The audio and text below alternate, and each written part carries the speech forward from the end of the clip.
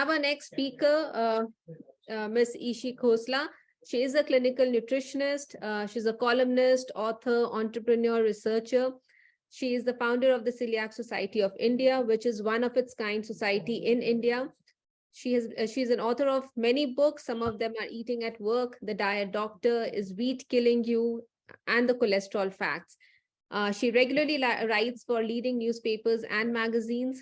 She's been listed among the 25 most powerful women in the country by the India Today group. And today we have with her to share her insights about gut health and diet. So we have heard about SIBO, we have heard about GERD, heard about the tests that we need to do for gut health. Now let's hear from Ishi Khosla about the right kind of diet for gut health. A very warm welcome to you, ma'am. Over to you. Thank you very much. And it's wonderful to be on a forum where my work the last 15 years completely resonates. I mean, I don't call myself a functional medicine expert, but by default, my work has, just taken that path. And the joy in practice today is something which I could never imagine with just pure nutrition. So it's absolutely delightful to be here among this audience. And the only thing is my topic was diet and gut health, which is really vast because diet itself is a huge subject, and the impact on gut health is also is very diverse. And so in the half an hour which I have got, I thought I would just pick on parts of diet and parts of gut health, which could, be of more use to this audience, which is also a very evolved and aware audience. So it was difficult to decide what to tell you all, but nevertheless, I think what I decided was, can I start sharing my screen? I'll do my slides myself. Yes, please, you can. The screen is visible.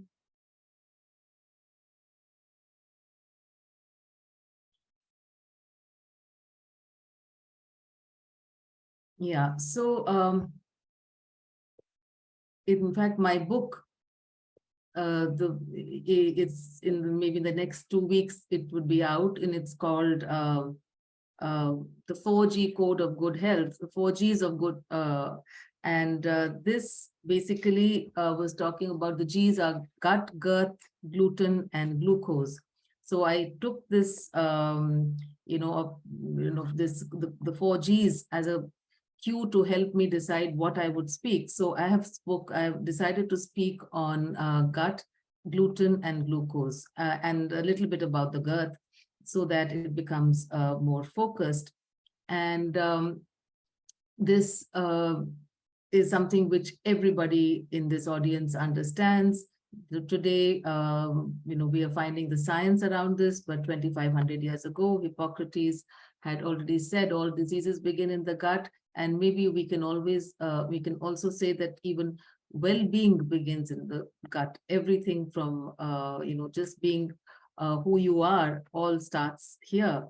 And the effect of diet is completely, now the most important, I would say, completely, I would use the word, if there is one point which we can change, and one point which we would like to change, and which is changeable in our own hands, is what we eat. The environment, the toxins, all of that, the technology, the stress that we have in the environment, all of these things are not in our hands, really. So we have to live with those. But what really is a tool which we can use to modulate our lives and health is our diet. And the impact of diet on our gut is outlined here in the 7 points.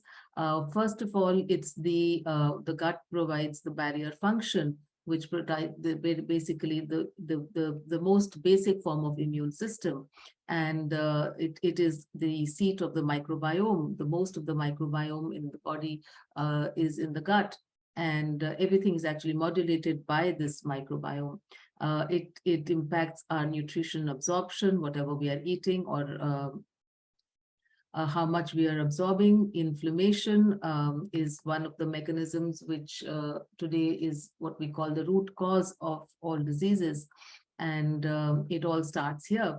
And it also helps in food regulation in terms of what I call appetite regulation and food cravings and what you choose to eat. The palate actually is controlled by the gut microbiome. And I see this on a daily basis with my patients. And of course, physical and mental health.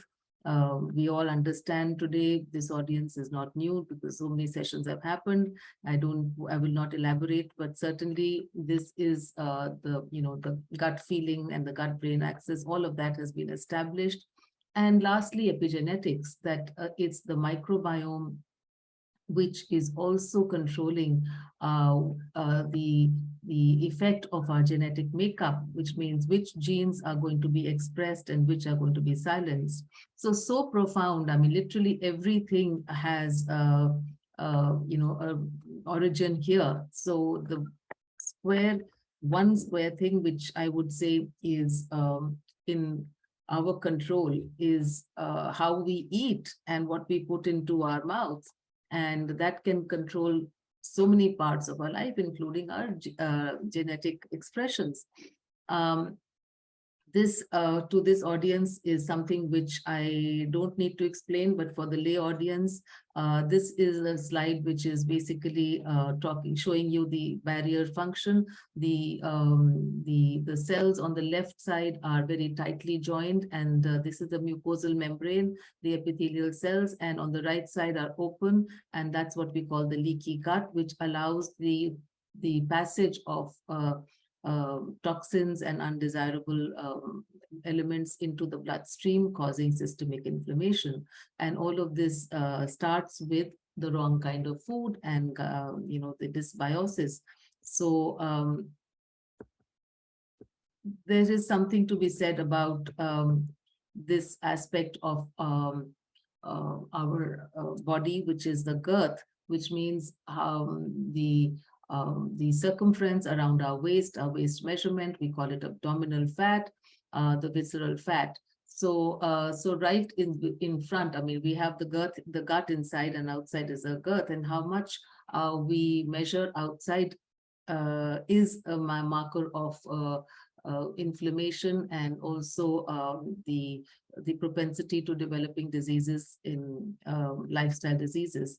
All of that what we are talking about. So I have heard lots of sessions in the last 2 days talking about visceral fat and inflammation. So just one basic information to be shared, that you may be the right your weight, your BMI may be ideal, but you may be still carrying a risk of inflammation through belly fat.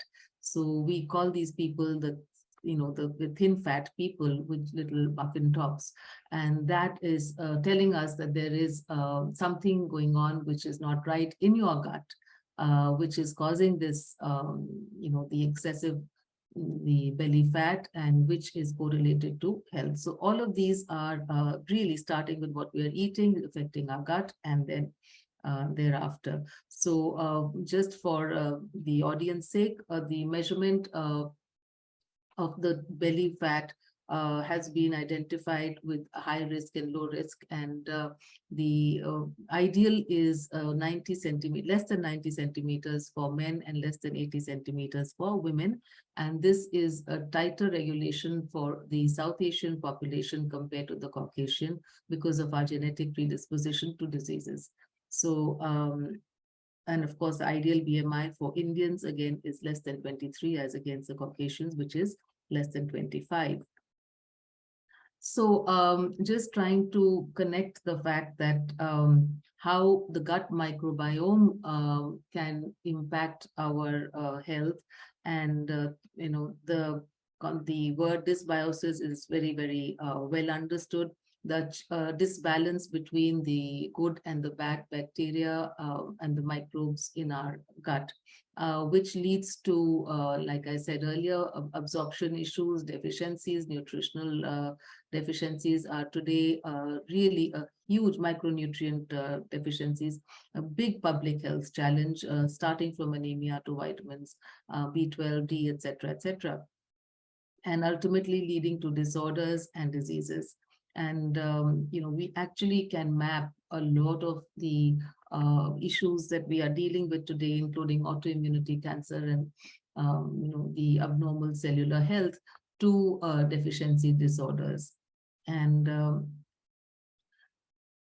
so it's really these microbes which are controlling not only what you're eating, but what you're absorbing. So very often, I mean, I would say each of my obese patients comes with the worst, the lowest levels of vitamins, and particularly vitamin B12, iron deficiency, vitamin D, and some of them we measure, some of them we don't measure, but we can see how malnourished the obese population is, because they suffer from what we call dysbiosis.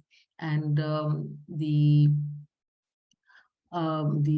this also has been repeated several times, that our gut is host to about more than 100 trillion microorganisms that together possess 150 times more genes of their own than the human genome. And then therefore, this is almost now being called an organ in itself. So the microbial health is so critical, and it has now established itself as the key element to being healthy or unhealthy, because this is a orchestra which is being played in our body. The genes of the human, the host, as well as the genes of the microbes, they interact, and that's the symphony that is played out and determines who we are and in which state of health we are. And the disturbance here, the dysbiosis, leads to inflammation, again, a word that has been used by many presenters. But for the sake of record, I am going to specify what is inflammation. Is a host defense response that is triggered by harmful stimuli arising during infection or tissue injury. Now, that is a generic definition. There is what we call low-grade inflammation and chronic inflammation and acute inflammation. Acute inflammation basically is a way of the body's protective mechanism kicking in to protect you from diseases. But it's the chronic low-grade inflammation, which is what we are talking about today, and that is linked to all the chronic diseases, the starting point of whether it's heart disease, diabetes, cancer, autoimmunity, etc., all begins with inflammation, low-grade systemic inflammation. And the largest cause of internal inflammation is the food we eat. So the diet really is the key component, like I said earlier, to determine the gut health, the microbial health, and determining the inflammation in our body, starting from the gut. So it starts in the gut and then through the bloodstream, and the barrier, which is broken, like I showed you, reaches other parts of your body. Then which parts depends upon your genes and your genetic predisposition. So talking about diet, I have decided to talk about three key components, which are the main components in our food. The three most important nutrients are carbohydrates, proteins, and fats. Then we have vitamins, minerals, etc. But the macronutrients are carbohydrates, proteins, and fats. And remember that not all carbohydrates are same, and not all proteins are same, and not all fats are the same. And these can be for us, and they can be against us. So if you just dwell on look at the carbohydrate category, we have certain carbs are good for us, certain are not so good for us. Like sugar, for instance, is too much of sugar can cause disturbance in the gut microbiome. And the speaker before me, Dr. Huda, mentioned about candida and sugar, etc. So sugar can be a problem in itself, while it does give us energy. Too much of what we call high glycemic index carbs Carbs which increase our blood sugars very rapidly can be inflammatory, and I'm going to show you slides as we move on. And then we have certain sugars like in FODMAPs, which are also which can cause gastric distress in some people. And proteins. So proteins are good for us, but certain proteins can be damaging for us, like casein, or which is the milk protein. Too much of animal protein can be a problem. Protein supplements can be a problem. And lectins also are components of certain grains and seeds, which can be a problem. And then we have the category of fats, and we have, sorry, just one second. This is, just give me a minute. Let me just get this. The imbalance, the fats, fats have always been demonized, and good fats and bad fats now have been clearly understood. And the worst kind of fats would be what we call the trans fats, which are a product of hydrogenation of fats. And all the industrially produced fats which have been treated with this process of hydrogenation have a byproduct called trans fats, and trans fats are highly pro-inflammatory, and trans fats are also formed when we reuse oils, and oils are heated at high temperatures. And so these are highly pro-inflammatory, and they have been a part of our diet since, I would say, the 1950s and 60s. And they are a part of all bakery products which are bought commercially and have a high shelf life. So these are to be, definitely addressed. And reused oils, when you when you have commercially prepared fried food, it's the oils are not being changed, and they form trans fats, which can be for earlier they were only associated with heart disease, but today we know that it's every disease which is linked with inflammation. So imbalance of N6 and N3, these are the polyunsaturated fats, the two kinds, N6 and N3. Unfortunately, in most of the diets today, we find that there is a high amount of the polyunsaturated fats compared to the N3 fats, which are anti-inflammatory. The omega-3 fats, as everyone is aware these days.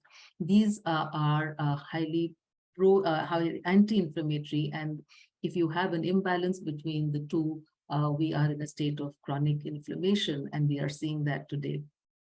And again, this has happened because we have been using highly polyunsaturated fats in the name of heart-friendly fats like, sunflower oil and corn oil and soybean oil, etc., etc.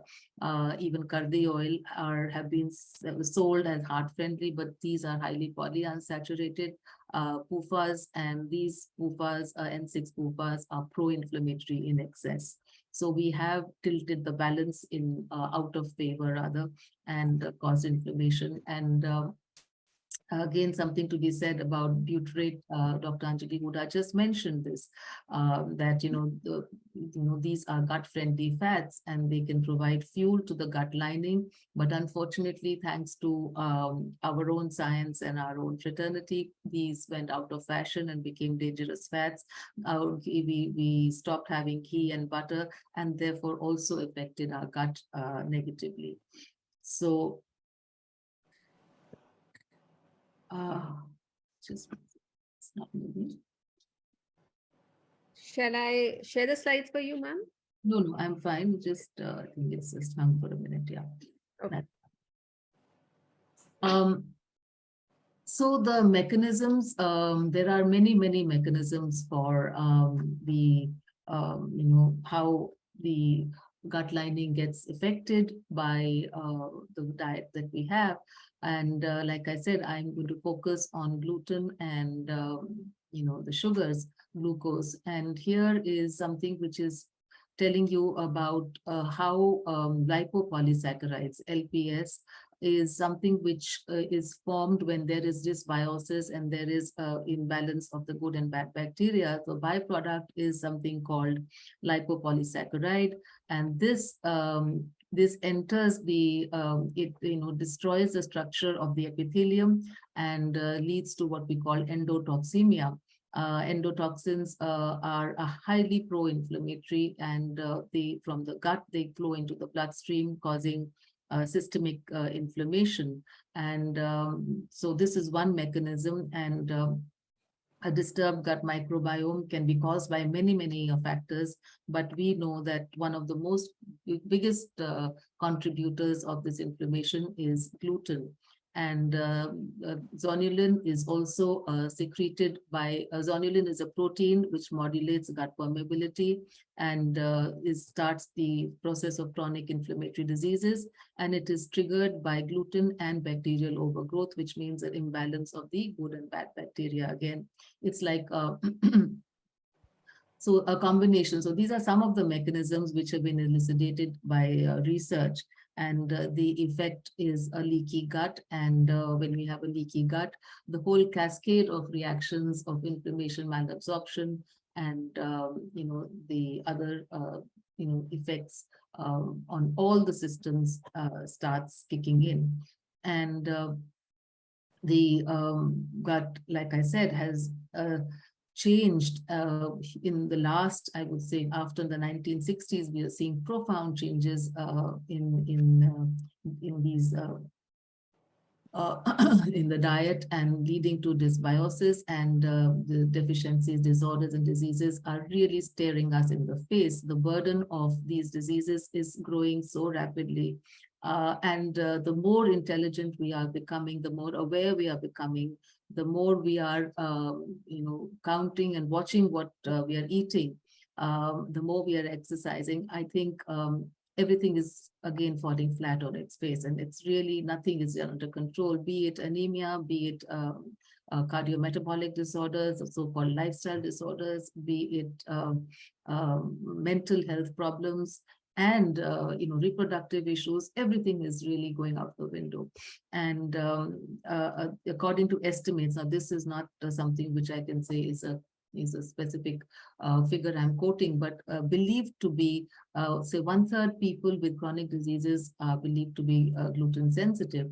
There is also Dr. Eliseo Fasano, who says that gluten sensitivity is affecting us in so many different ways. In over 300 conditions are linked with gluten intolerance, and they come under different names of diabetes and heart disease and thyroid disorders and cancers. So you can see how profound the effect of gluten in our diets is, and in our ecosystem, which is changing. And the ecosystem outside has changed, and the ecosystem inside our bodies has changed. And here is one of the effects, which is very, very well documented by science, which is celiac disease. One form of damage done to the gut lining in people who have a very typical damage, which has been identified as Willis atrophy. Willis atrophy is when the you can see on the normal, on the left, they are finger-like projections, they are intact, and this is where food is actually absorbed.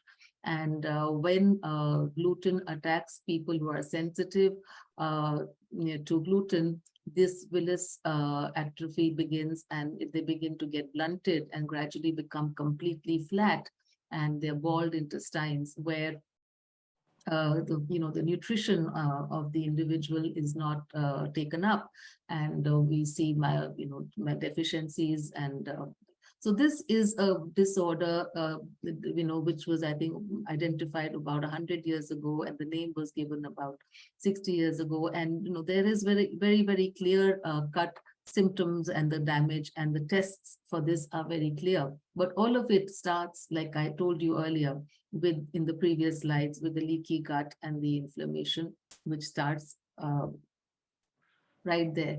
So this celiac disease is on the rise, and it's strange that it has gone up fourfold in the past 60 years. And a lot of people say, oh, we become more aware and we are testing more. But there are researchers to say that it is not about testing, because there are experiments, and they've done samples of 9,000 Air Force people from the World War time, saved those samples and checked the samples today, and of blood samples, and seen that the celiac disease incidence is way higher now than earlier. So it is something to be thinking that why celiac disease has gone up, and some of the answers would be perhaps, like I said, a change in agricultural practices, or the nature of the wheat, high gluten, high inflammatory, immunogenic components of gluten are more in the modern wheat, and higher gluten content in modern wheat. So some of them, there are many more, and that's another conversation. But certainly it's on the rise, and the typical symptoms of celiac disease include diarrhea, gastrointestinal problems, distension, flatulence, pain, constipation, nausea, vomiting, growth issues in children, anemia. These are very typical, but today we know that typical symptoms are there only in about 20 to 30% of the population, and 70% may have symptoms which are outside the gut. They don't have gut symptoms, or they may not have symptoms at all, as we call them silent celiacs. So that's a huge challenge in diagnosing celiac disease, although we have good tools today for identifying celiac disease. But again, these need interpretation. Very often we have levels which TTG, and that's the tissue transglutaminase antibodies, and anti-endomycelium antibodies are blood tests which can be done to confirm celiac disease, but not always the negative test ruling out celiac disease. So there are nuances here as well to be understood and interpreted. And of course, what they call as a gold standard is the intestinal biopsy. But that is also now, the guidelines are changing. So here is a slide which, celiac disease, and we're talking about typical symptoms, and some other symptoms which are outside the gut. So digestive symptoms we've already spoken about. They could be GERD, reflux, etc., along with all the others that I mentioned. There could be high eosinophils. There could be cancer sores and mouth ulcers.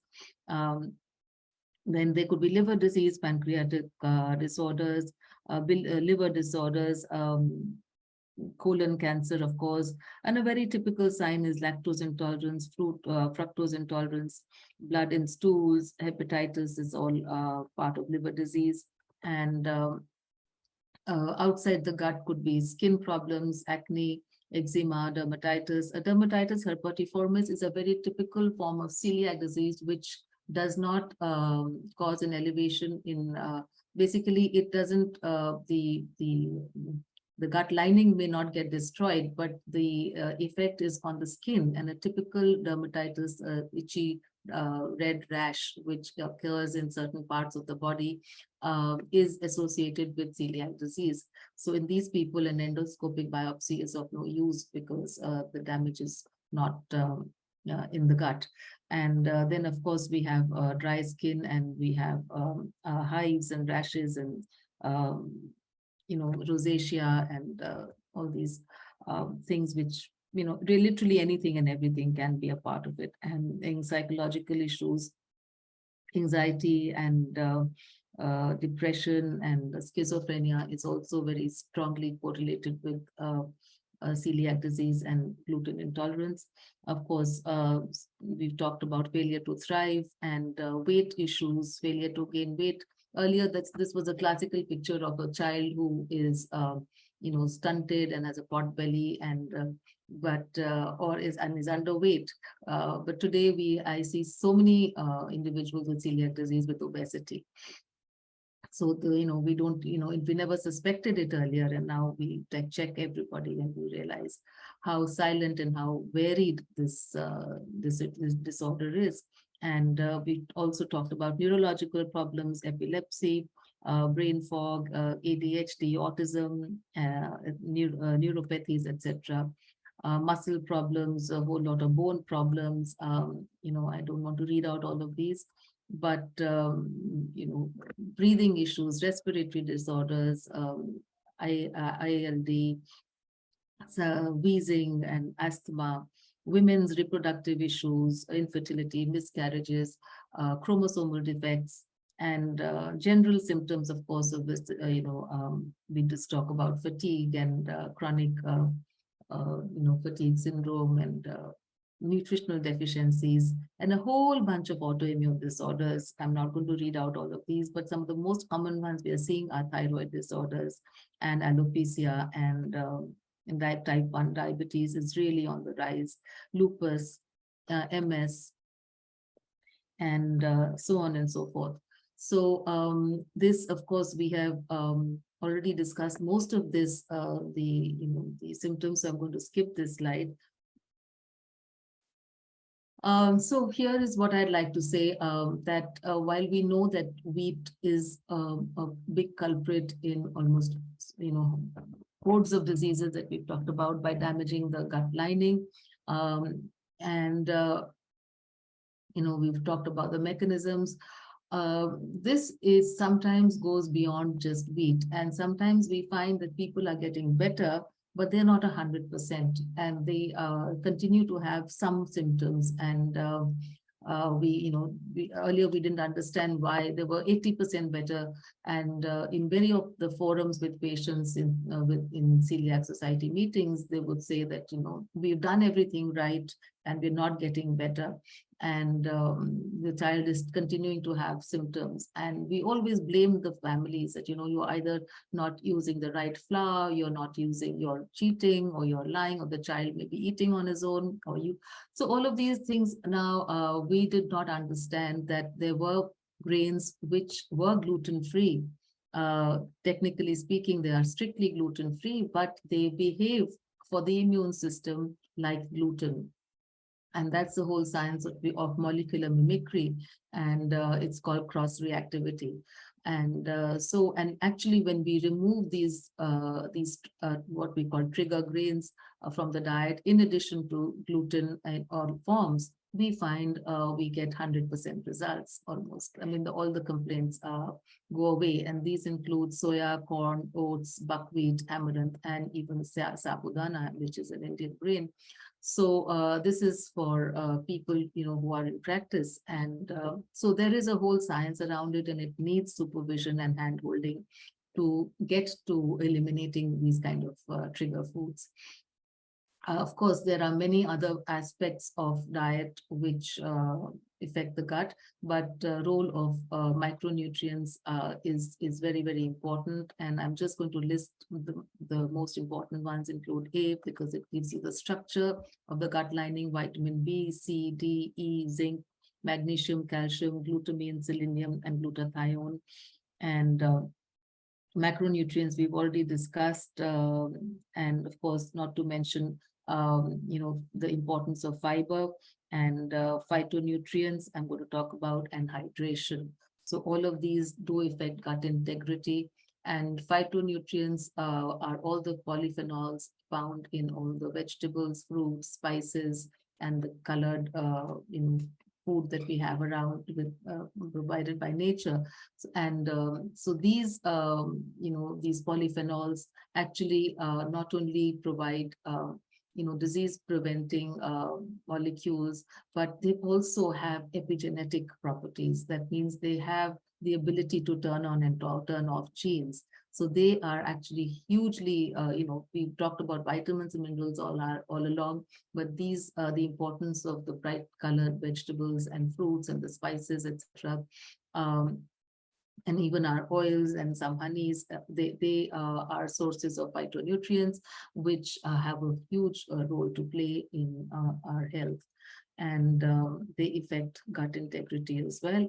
And the way to improve them in the diet is to follow what we call a rainbow diet. At least try and have all the 7 colors as often as possible, and follow the half plate rule, which is fill up your plate with vegetables and fruits. At least half of it should be that, and divide the other foods accordingly. And something like I said about glucose, we talked about gluten, and now we move on to the sugars.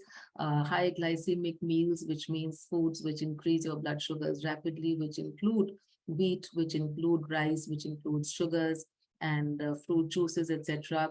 These all the grains, mostly all the grains, have the ability to cause inflammation through various mechanisms. I will lose time if I go on to explaining these, but clearly these have a huge inflammatory role to play.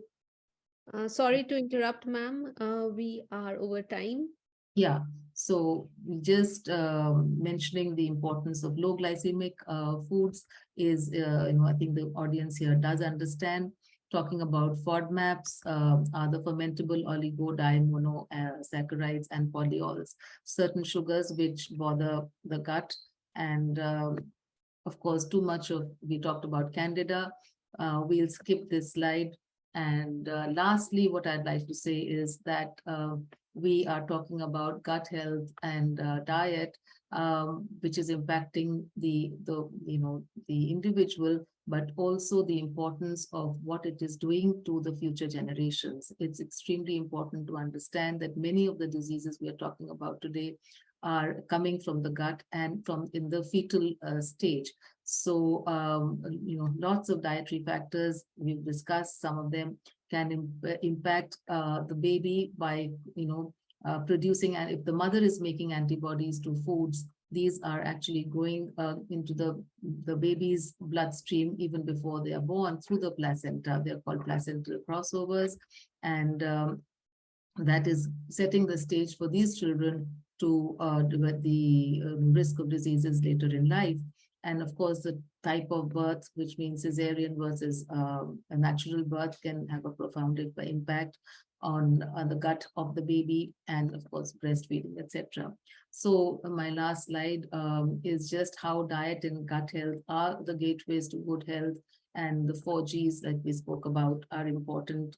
And a highly anti-inflammatory diet is what is required to